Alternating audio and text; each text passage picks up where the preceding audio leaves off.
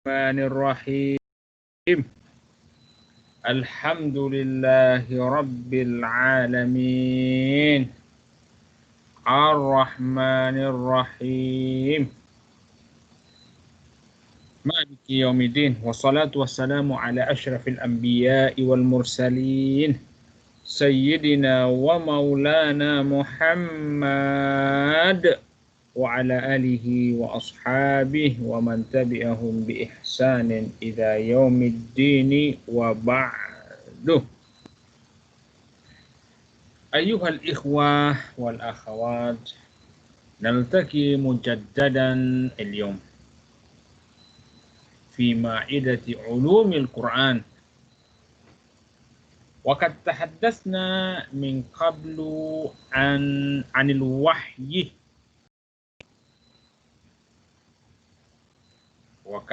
وقد تحدثنا عنه بالتفصيل مرورا بتعريف الوحي لغة واصطلاحا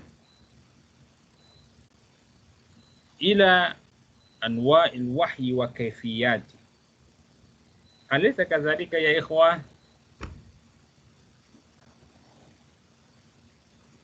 أليس كذلك يا إخوة؟ بلى طبعا صحيح.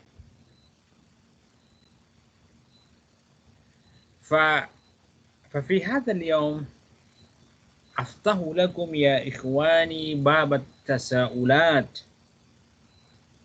فيمكنكم أن تسألوني عن كل ما يتعلق بالموضوع الذي درسناه في الأسبوع الماضي وهو الوحي.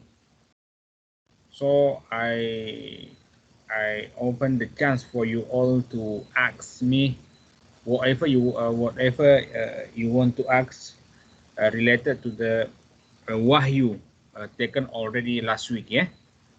So kalian boleh tanya saya lah. Kalau ada yang nak tanya. Idza kana thammata amr lam yattadih bad indakum fas'aluni anhu. Fasaujibukum anhu biiznillahi ta'ala.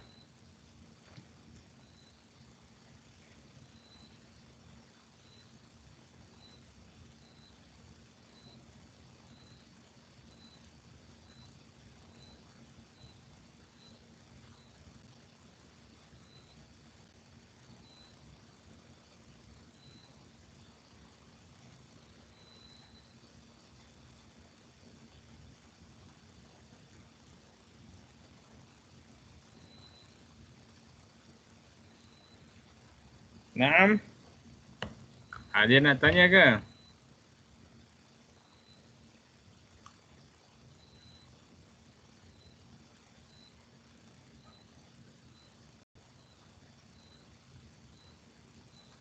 Okey. Idza lam yakun hunaka ahadun minkum arada an yas'alani amma yata'allaq bil mawdu' alladhi darasnahu fil wahyi fa ana alladhi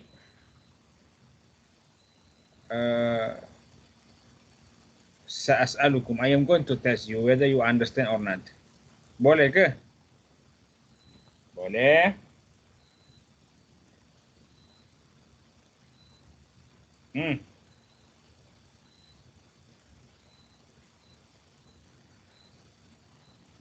Boleh ke? Boleh ke?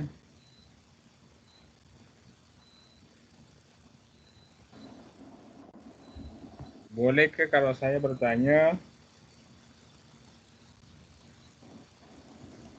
Boleh. Okey lah kalau macam tu. Okey. Ya ikhwah,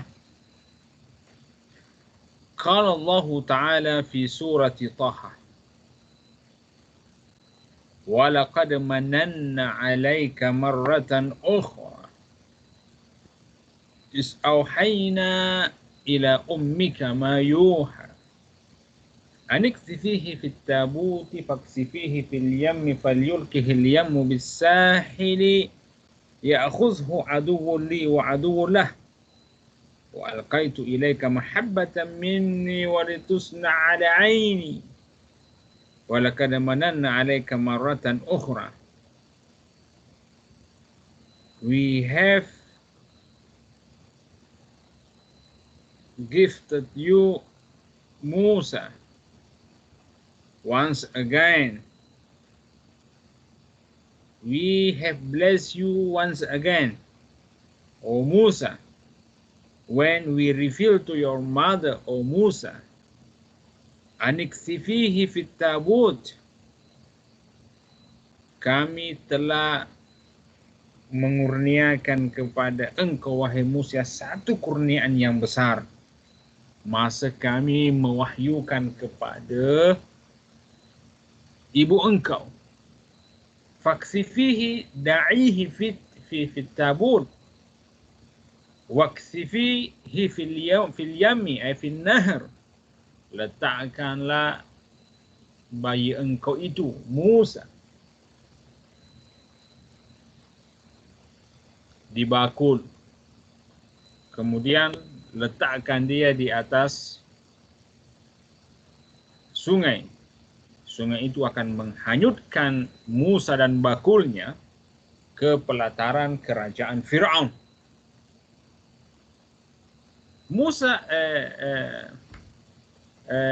Fir'aun at that time tend to kill all baby boys. Kenapa? Sebab penyihir mereka mengatakan bahawa akan ada seorang bayi lelaki dari Bani Israel yang akan menghancurkan kau punya kuasa.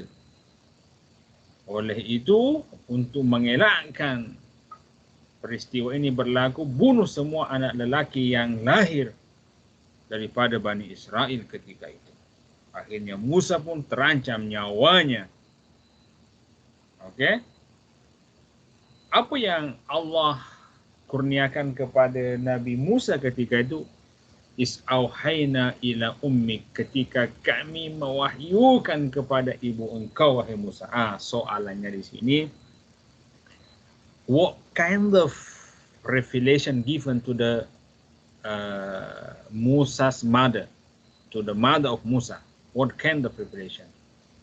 Ma huwa naw'ul wahyi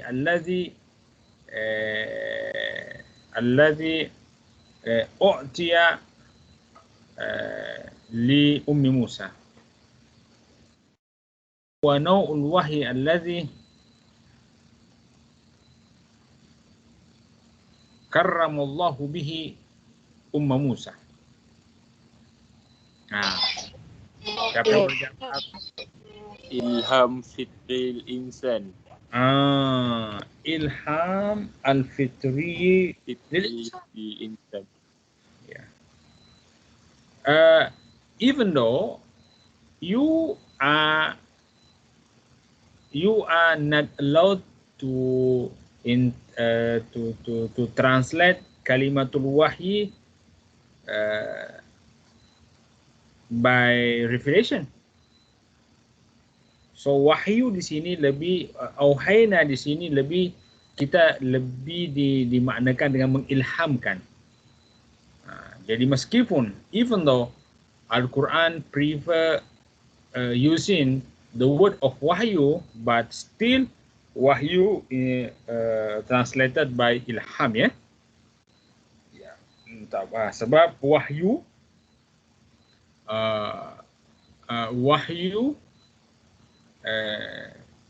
innama khussa bihi nabiyyun min anbiya'illah, rasulun min rusuli.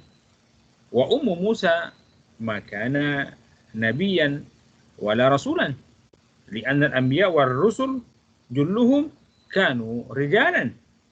Ya kan? Betul tak? Betul ke? Okey. Betul. Okey, soalan. Ini tak ada dalam buku, tapi it make you all think of. Ya, soalannya macam ni. Kenapa Allah menggunakan perkataan wahyu auhayna ila ummi Musa ketika Allah mengilhamkan sesuatu kepada Ibu Musa. Kenapa Allah tidak mengatakan alhamna ila ummi Musa? Limadha athara Allah Ta'ala istikhdama kalimati auhayna? Ya. Indama alhama ilaihi ma alhama.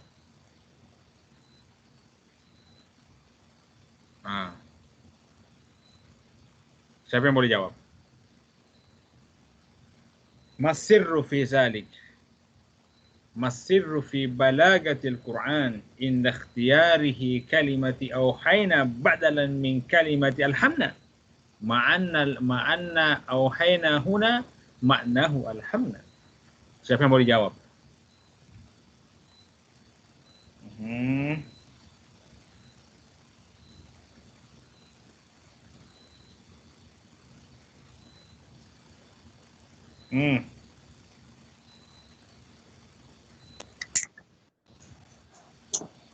Maaf tanya doktor, dimaksudkan yang auhayna tu diturunkan disampaikan kepada kita ke ataupun disampaikan kepada Nabi Muhammad?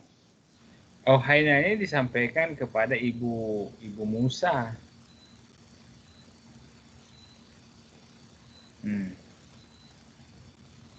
Coba buka Al-Quran surah Taha ayat 38 sampai 39. Jadi soalannya kenapa Allah lebih memilih penggunaan kata auhayna, padahal maksud auhayna di sini adalah alhamna, mengilhamkan. Kenapa Allah tidak menggunakan perkataan alhamna saja, kami mengilhamkan? Sebab auhayna di sini kan memang maknanya adalah alhamna, mengilhamkan. Kenapa Al-Quran atau Allah tetap menggunakan atau lebih memilih penggunaan kata auhayna berbandingkan kata alhamna? Siapa yang boleh jawab? Maaf doktor, saya nak cuba. Itu yang aku tunggu, sila. Okey, kerana sewajarnya Al-Quran itu diturunkan kepada seorang Nabi dan bukannya kepada ibu ataupun kaum kerabat dia.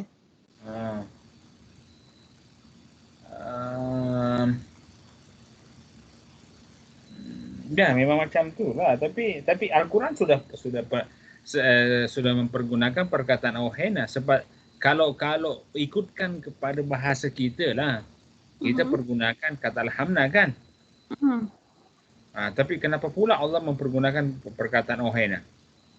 Ya, sepatutnya kalau ikutkan aturan kita, sepatutnya Al-Quran menggunakan perkataan alhamna, kami mengilhamkan kepada Ibu Musa. Sebab Ibu Musa bukan seorang nabi.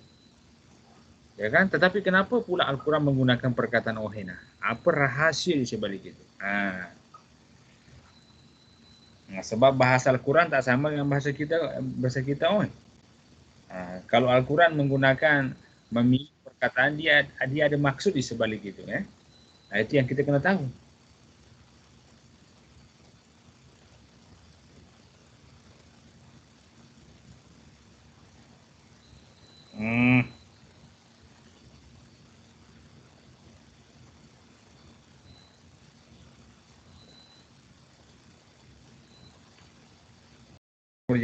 Jawab, sila fikir-fikir fikir.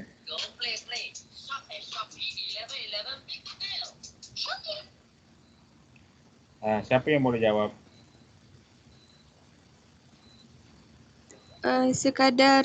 Sekadar memberi ilham kepada ibu Nabi Musa melalui supaya Ibu Musa dapat faham dan masuk ke dalam hatinya mengenai apa yang nak disampaikan. Jadi dengan itu dia akan sampaikan kepada Nabi Musa macam tu. Betul tak doktor?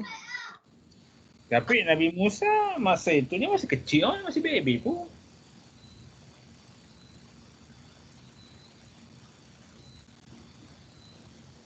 Tak apa. Try and try. Saya pun masih berpikir-pikir juga ni. Sila.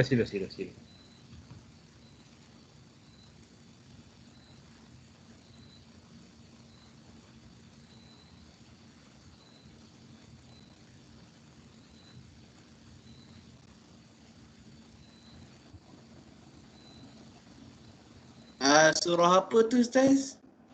Surah Taha Oh, ayat 38 39.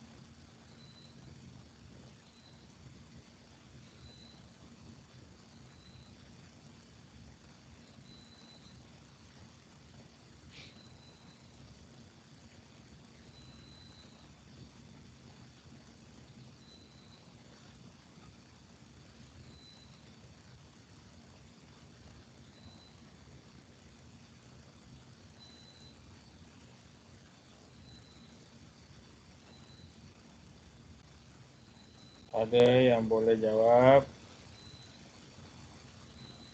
Doktor, saya nak cuba boleh? Boleh, boleh, boleh. Kat sini wahyu ni maksud dia adalah dalam bentuk ilham Ya. ataupun mimpi. Sebab ibu Nabi Musa tu perempuan, dia tak layak menerima wahyu. Dan Ya. dia bukan yang Nabi. Ya, betul. Betul lah. Jadi sebab ibu Nabi Musa ini adalah seorang, dia manusia biasa, dia bukan Nabi. Jadi kata Ohena ini lebih tepatnya kita maknakan ilham kan? Ataupun mimpi. Ya betul lah. Tapi soalannya, kenapa Al-Quran menggunakan perkataan Ohena? Sepatutnya kalau ikut aturan berbahasa kita, sepatutnya alhamdulillah lah kan? Ya kan? Betul tak?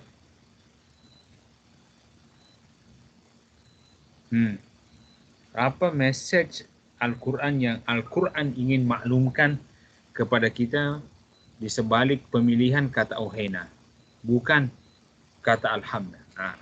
Saya masih menunggu jawapan itu. Yang kalian sebut itu betul, tapi belum menjawab soalan yang saya cari ini.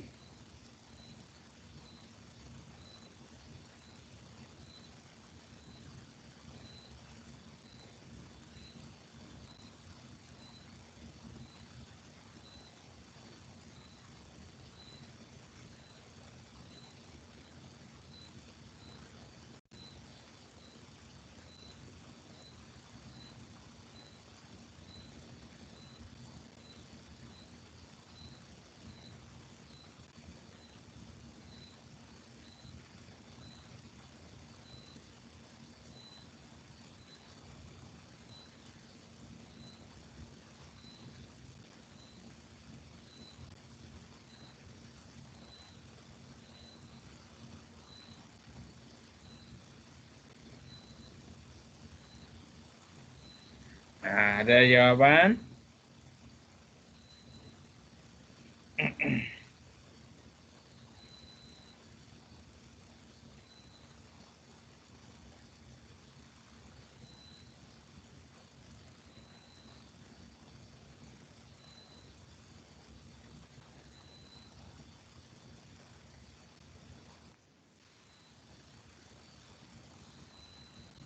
Okey, macam ni ya, saya cuba jawab ya. Macam ni ya. Ya. Ilham yang Allah bagi kepada ibu Nabi Musa tak macam ilham yang Allah bagi kepada kita.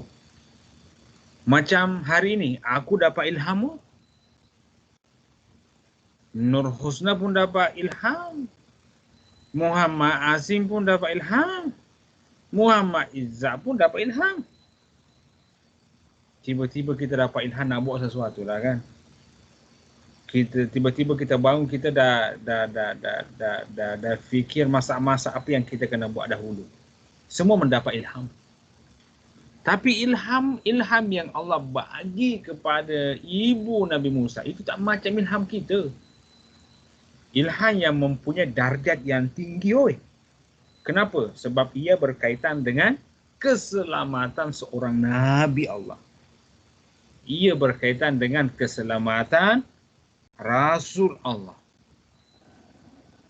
Oleh itu, untuk memahamkan kepada kita kepentingan ilham yang dikurniakan kepada ibu Musa demi menjamin keselamatan seorang Nabi dan Rasul, maka Al-Quran menggunakan perkataan auha, bukan perkataan alhama. Boleh faham ke? Faham, Doktor? Boleh. إذن فالقرآن آثر استخدام كلمة أوحينا بدلا من كلمة ألحمنا للإشارة إلى أن مضامين الإلحام التي كرمت بها أم موسى كانت في منتهى الخطورة، كانت في غاية من الأهمية، وهي تتعلق بنجاة نبي من أنبياء الله، وهي تتعلق بنجاة رسول من رسل الله، وهو موسى عليه السلام. Okey? Terus kalian setuju tak dengan jawapan saya ni? Setuju, Doktor. Alhamdulillah. Okey. Setuju. Okey, alhamdulillah. Soalan kedua pula ni. Qauluhu ta'ala wa auhayna ilan nahli 'an ittakhidhi minal jibali buyutan wa minas syajari wa mimma ya'rishun. And we reveal to the community B, we order. Okay, we reveal a command to them. Okay, please take your home from the mountain, from the trees, from the homes built for you by human being. Auhayna, kalimat wahyu lagi di sini. Agak-agak apa maknanya kalimat auhayna ilan nahli di sini? Siapa yang mau dijawab? Maaf, Doktor, tu surah Nahl ayat berapa ya, Doktor? Aku tak tahu ayat berapa, tapi dalam surah Nahl lah. 68.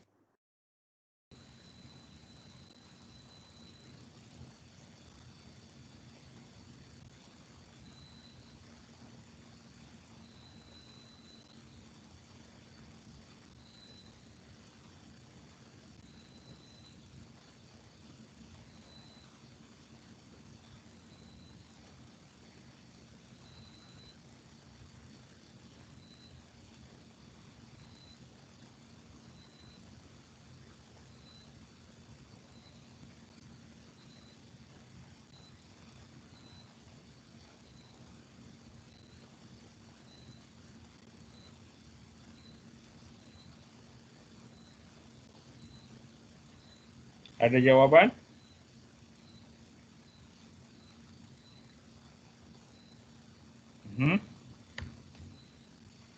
Ada ke tak ada?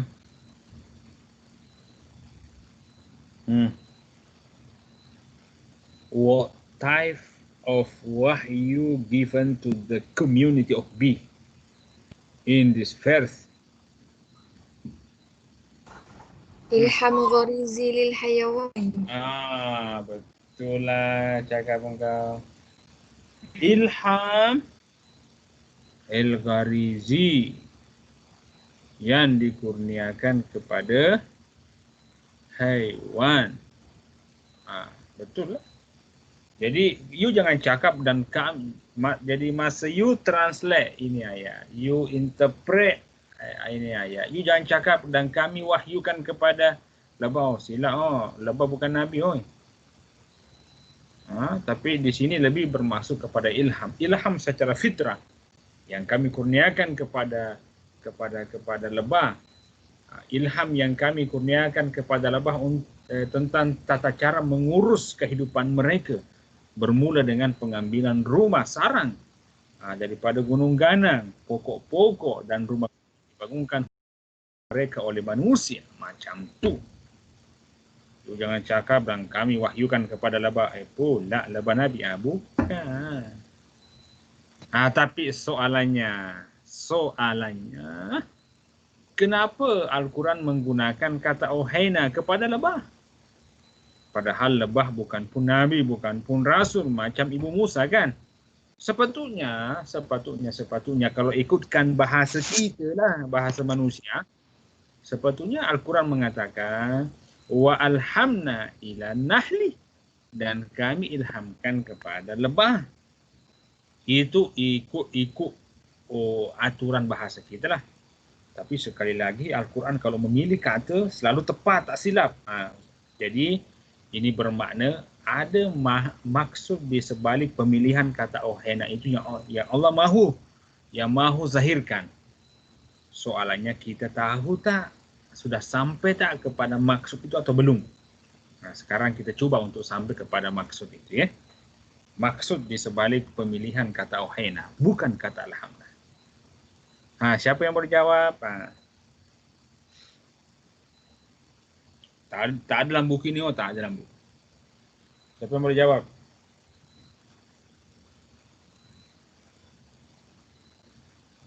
Tak apa, try. We try.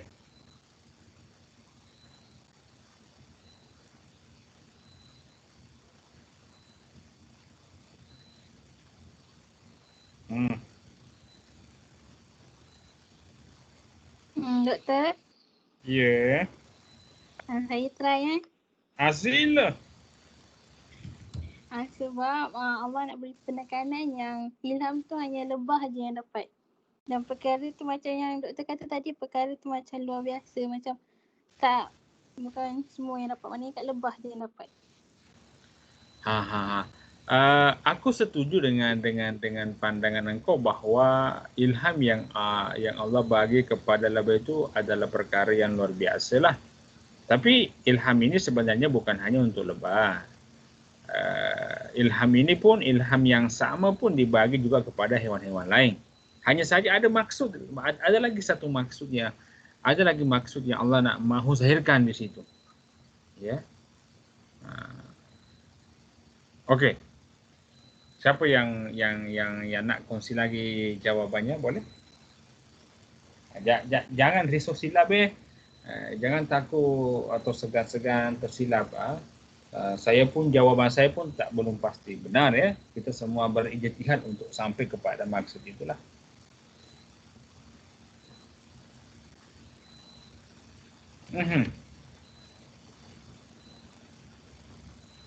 Saya cuba. Sila. Sebab lebah ni dia haiwan dan dia tak boleh jadi rasul ataupun nabi. Betul. Kemudian? Doktor, saya nak cuba. Sila. Asfar dululah. Dah ada. Teruskan. Terus saja. Sorry, Ustaz.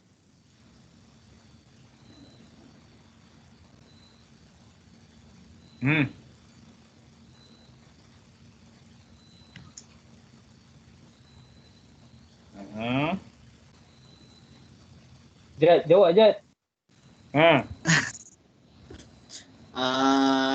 Perkataan Auhayna untuk lebah ni sebab penggunaannya sebab untuk menunjukkan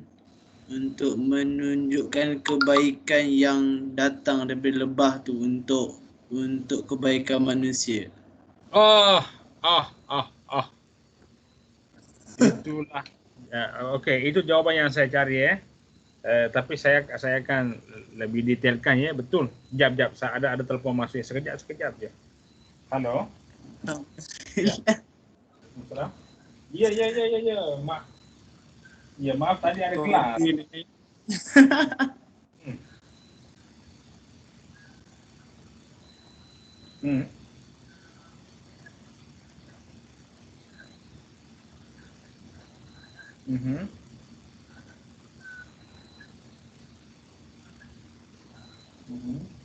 Tadi Asfa macam nak jawab Asfa. Tak ada kau. Tak apalah, jawapan aku lebih kurang dengan kau.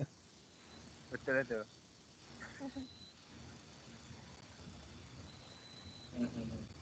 Okeylah. Kalau macam tu saya kena panjangkan juga kepada pengurusan musim lah. Tapi jawapan kau padu aja. Dia sebab ni dia tengok ayat penuh. Boleh ya?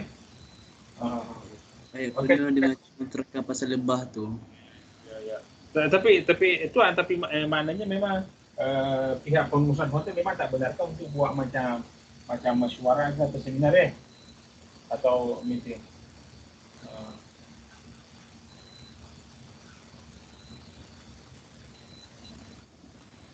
Din.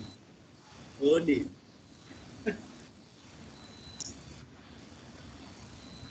Apa Jad? Jadi Dia jawab.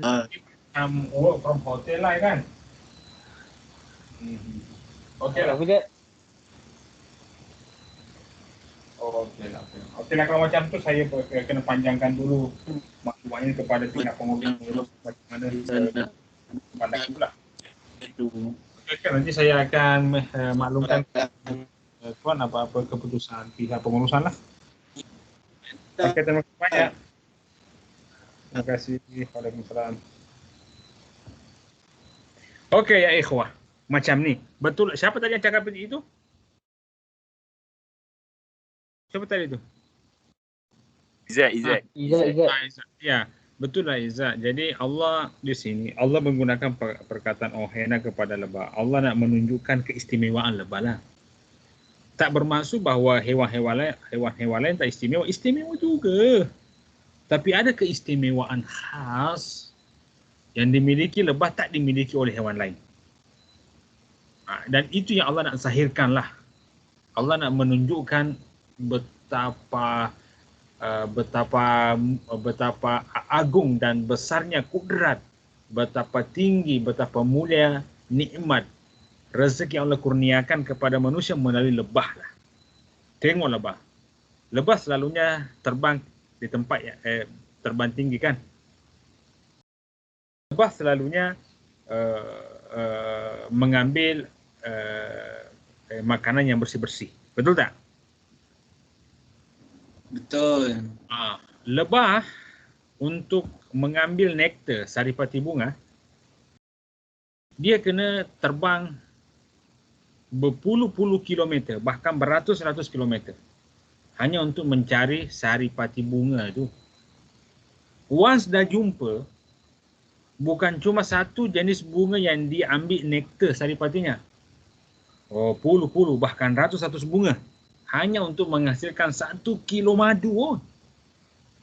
Itulah sebabnya dalam Al-Quran disifatkan bahawa yakhruju min butunihi syarabun mukhtalifun alwanu. Keluar dari perut lebah itu syarab minuman dengan warna yang berbagai-bagai. Sebab bukan hanya madu. Ada juga propolis, ada banyaklah kandungan-kandungannya, bukan hanya madu saja. Semuanya itu sifat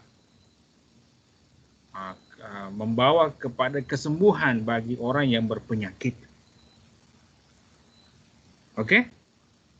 Jadi Allah mempergunakan kata ohena ini untuk menunjukkan keistimewaan lebah. Seolah-olah Allah nak memahamkan kepada kita ini umat Islam sepatutnya macam lebah. Kita tidak menghasilkan sesuatu kecuali yang memberi manfaat kepada orang ramai. Macam lebah. Betul tak? Betul ke? Betul. Kalau Betul, tak ada Ustaz. lebah, tak ada madu. Kalau tak ada madu, banyak penyakit yang tak diobati. Bukan hanya mengobati ini madu, tapi memberikan kita vitamin-vitamin, memberikan kita energi yang kita perlukan setiap hari. Ada buku yang menulis khas untuk lebah. Dari karakter lebah. Sebenarnya banyak faedah atau pengajaran yang boleh kita ambil daripada tingkah laku lebah. Bukan hanya manfaat madunya dan seterusnya. Itu lebah. Benda ini saya pun dah tulis dalam buku saya. Saya ada buku terbit di USIM 2018. Tafsir Saintifik Al-Quran, penerokaan seks yang diintegrasikan dengan wahyu. Di situ saya sebutkan karakter lebah dan apa yang boleh kita pelajari daripada karakter lebah. Tafsir, kalau you googling, you just tulis tafsir Saintifik Al-Quran, you just step macam tu, dan you google akan nampak. Atau you tulis tafsir Saintifik Al-Quran, baru letak nama saya, akan nampak buku itu ya. You pun kalau you nak beli, boleh beli juga di Shopee. Promosi sikit lah. Okey. Dalam buku itu ya dimaklumkan bahawa ini lebah memang mempunyai karakter yang aneh, tak sama dengan hewan-hewan lain lah. Ini lebah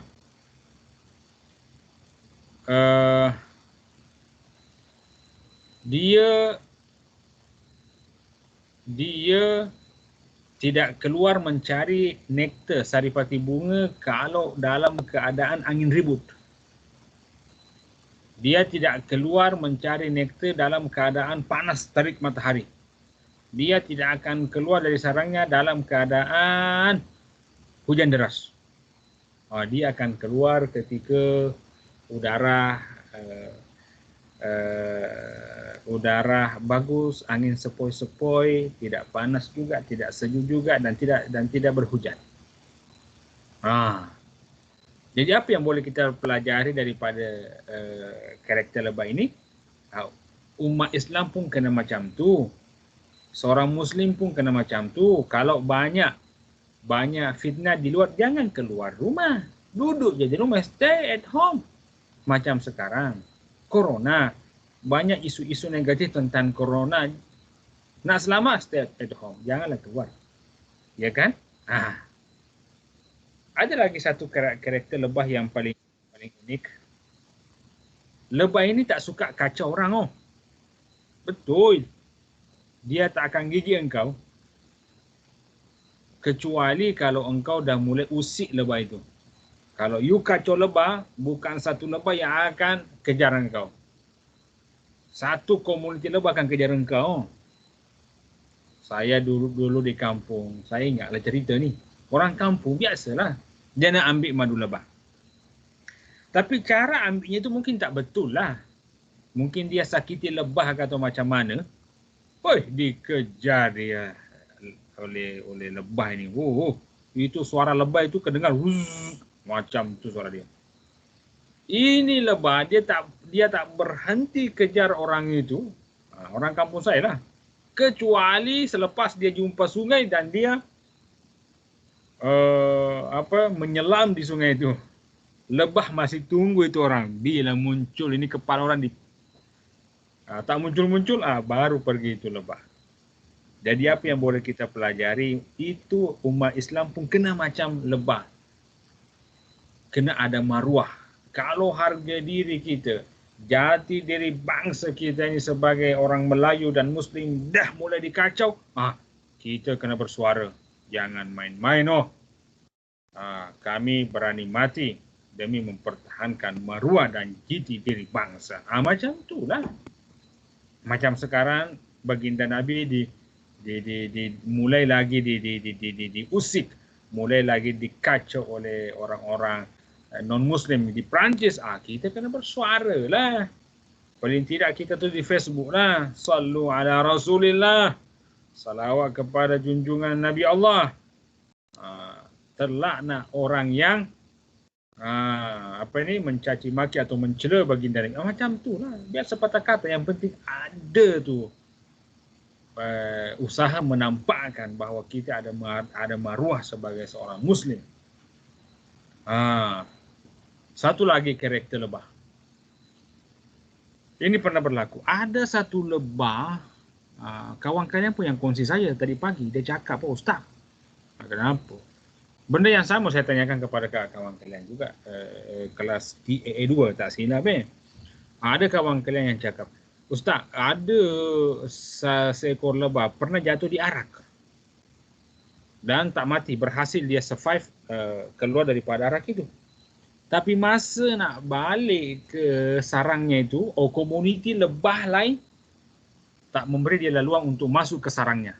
Sebab kenapa? Ini apa yang kita boleh ambil pelajaran di situ, bahawa lebah ini sangat mengambil berat kesucian. Wahai seekor lebah, bukanlah kami membenci engkau, tapi karena arak yang ada di tubuh badanmu itu, kalau engkau masuk ke sarang kami, kami pun terjejas. Jadi pergilah dulu sekejap, menjauh sekejap, bersihkan diri engkau, nanti bersih baru masuk. Macam itulah. Jadi kita kena, jadi cuba tengok ya, lebah sangat struktur dia punya kehidupan. Jadi ada lebah jantan, ada ratu lebah. Jadi yang memerintah mereka adalah seorang ratu lebah. Ratu lebah ini cuma seekor dan dia sangat besar. Yang paling besar itu ratu lebah. Jadi ada lebah yang lebah jantan yang tugasnya hanya berkahwin dengan ratu lebah. Ada lebah yang kerjanya hanya mengambil nektar saripati bunga. Dan ini lebah betina. Tak tahu ya, lebah betina ya. Dan ada lebah yang hanya menghasilkan madu, lebah betina juga. Dan ada askar lebah yang hanya menjaga sarang. Ada yang membersihkan, macam itulah. Struktur sangat, pembahagian tugas yang kemas lah. Ini jadi, itulah sebabnya Allah menggunakan perkataan ohena untuk menunjukkan keistimewaan dan kelebihan yang ada pada lebah. Ya, tidak menggunakan perkataan hamna. Okey, setuju tak? Setuju, Doktor. Alhamdulillah. Saya rasa kalian seronok tak kalau kita belajar macam ni? Seronok. Alhamdulillah. Whisper Okey, kalau kalau macam macam tu, kita jumpa lagi minggu hadapannya. Sebab dah nak pukul 1 ni. Wassalamualaikum warahmatullahi wabarakatuh. Waalaikumsalam warahmatullahi wabarakatuh. Terima kasih, Doktor. Waalaikumsalam warahmatullahi wabarakatuh.